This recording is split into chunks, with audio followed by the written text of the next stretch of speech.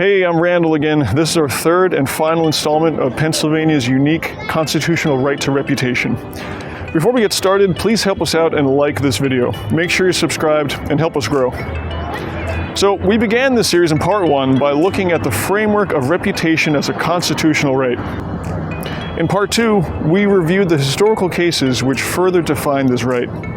In this installment, we will examine how one's reputation is marred by Pennsylvania's Sex Offender Registration and Notification Act and the Pennsylvania Supreme Court cases that have demonstrated this. We'll also touch on the latest challenge to SORNA, or the Sex Offender Registration and Notification Act, and the ruling that is expected later in this year, in 2023, that will significantly alter Pennsylvania's Megan's Law. So, the first case to argue against the General Assembly's legislative finding that, among other things, quote-unquote sexual offenders pose a high risk of committing additional sexual offenses was the 2014 case of In the Interest of J.B., a minor. The Pennsylvania Supreme Court considered the constitutionality of provisions of SORNA as applied to juveniles.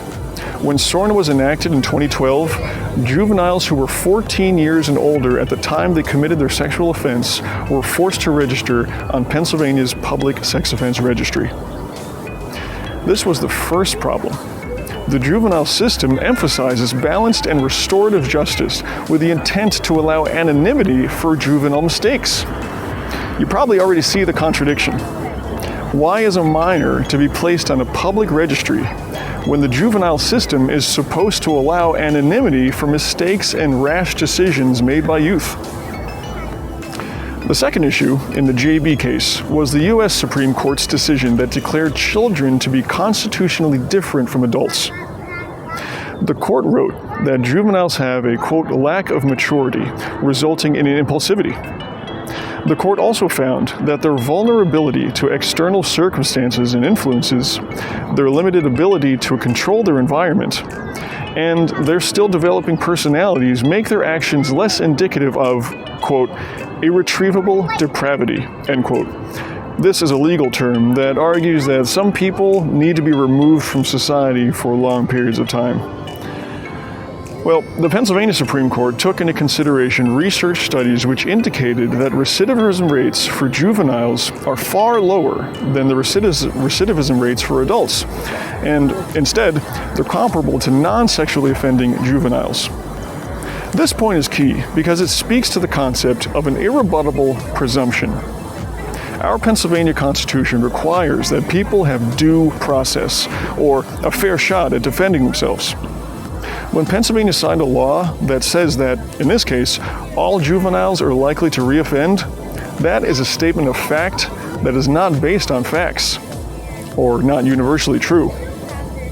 There are juveniles who do not reoffend, and plenty of research shows this. The court concluded that the General Assembly's irrebuttable presumption was not universally true, and so found, quote, the statute unconstitutional as violative of the due process rights through the use of an irrebuttable presumption, end quote. In re JB has taken juveniles off the registry except for those who have been deemed a sexually violent delinquent child, or SVDC, by the Pennsylvania Sex Offender Assessment Board, or the SOAB. So, if the General Assembly's irrebuttable presumption isn't universally true for minors, is it universally true for adults? Well, for the answer, we look to the 2019 Pennsylvania Supreme Court case of Commonwealth v. George Torsilleri and the 2020 Pennsylvania Superior Court case of Commonwealth v. Tanisha Muhammad. Mr. Torsilleri was convicted of a sexual crime and placed on Pennsylvania's registry, but he was not found to be a sexually violent predator, SVP, by the SOAB. So, believing that being listed on the public registry was a violation of his rights as a Pennsylvanian, his lawyers challenged the irrebuttable presumption as JB previously did. Torsilleri presented before the Chester County Court of Common Pleas 3 affidavits from experts in the field of recidivism among people who commit a sexual offense to refute the General Assembly's legislative finding. The Common Pleas Court agreed with Torsilleri that the empirical evidence presented proved that Pennsylvania's claim that all persons forced to register or people on the registry are high risk was indeed wrong, and it violated his right to reputation. The Commonwealth appealed this decision, and the case made its way to the Supreme Court of Pennsylvania, or SCOPA. During the hearings, Supreme Court Justice Christine Donahue identifies the crux of the matter. We have a legislature who has made a finding that all individuals who commit sexually violent offenses will recommit, and at the same time has included a protocol to be followed to determine if someone is an SVP, which includes determining whether or not that individual will reoffend when they've already made the presumption that all of these individuals will reoffend. That's the inconsistency between the legislative finding and the entirety of this legislation that causes me to pause on the basic notion that they're even making an assumption that everyone reoffends. Before making such an important ruling on Pennsylvania's sex offense registry, the Supreme Court asked for more information. They wanted lawyers for the Commonwealth to provide evidence on the matter of recidivism and why all people on the registry are high risk. Here is Aaron Marcus, an attorney for Mr. Torsilleri, explaining the problem with the legislative findings. But there are numerous offenses that have no sexual component, right? But the legislature is including them. If I see that on the web, they only corrected a portion of the interference of custody of children. They did not eliminate that from consideration in the statute as being included within SORNA.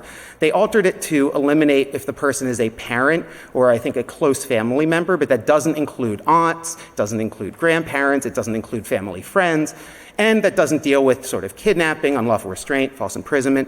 But the message being sent is to the individual so that person who sees that photo can take action, supposedly, regarding the person living next door and have a particular message about them. They're not thinking about average rates. They're thinking about this person's a high risk of reoffense. In 2020, the Superior Court was faced with the exact scenario Attorney Marcus had previously mentioned.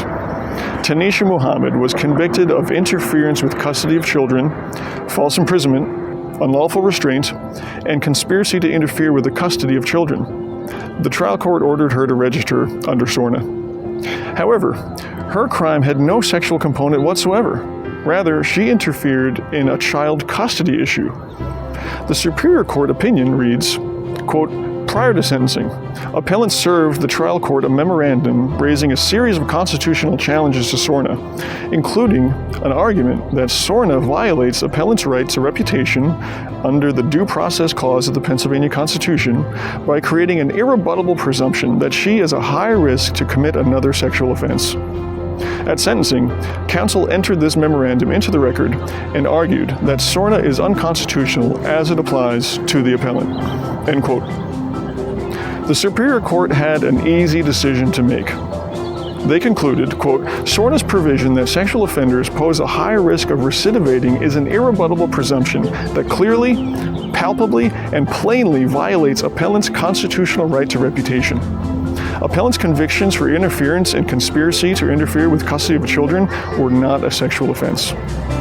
The fact that appellant had a prior record score of 0 and her pre-sentence report acknowledged that appellant's offenses were, quote, totally out of character, quote, end quote, for her, underscore the illegality of SORNA's presumption as applied to appellant.